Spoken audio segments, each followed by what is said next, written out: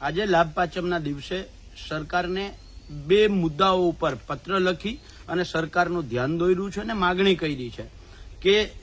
જે રીતે અતિવૃષ્ટિ અને કમોસમી વરસાદની અંદર ખેડૂતોને નુકસાન થયું છે એમાં ભૂતકાળમાં જેમ સરકારે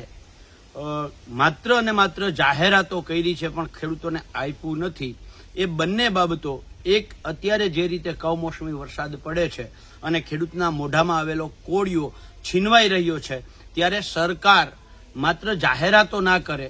પણ ઉદાર હાથે ખેડૂતોને મદદ કરે। અને બીજું, જે રીતે અત્યારે છેલ્લા સપ્ટેમ્બર મહિનામાં બનાસકાંઠા સહિત જે અતિવૃષ્ટિ થઈ અને દિવાળીના દિવસે સરકારે ખેડૂતોની મજાક કરતું પેકેજ જાહેર કર્યું, આ બંને મુદ્દાઓને ભૂતકાળમાં સરકારે જે જાહેરાતો કરી, દાખલા તરીકે 2024 જુલાઈ અને સપ્ટેમ્બર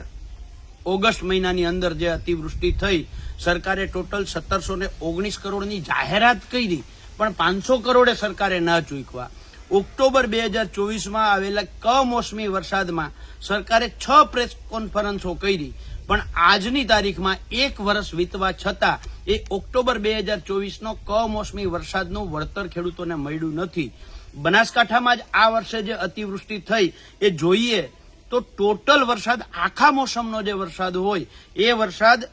એક દિવસમાં 48 કલાકમાં પડી ગયો। બનાસકાંઠાના વાવ તાલુકામાં મોસમનો કુલ વરસાદ 30 વર્ષની સરેરાશ 499 mm છે, એની સામે 445 mm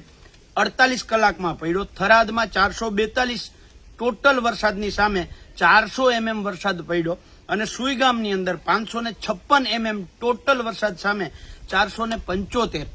mm વરસાદ પડ્યો છે। એટલે સરકારને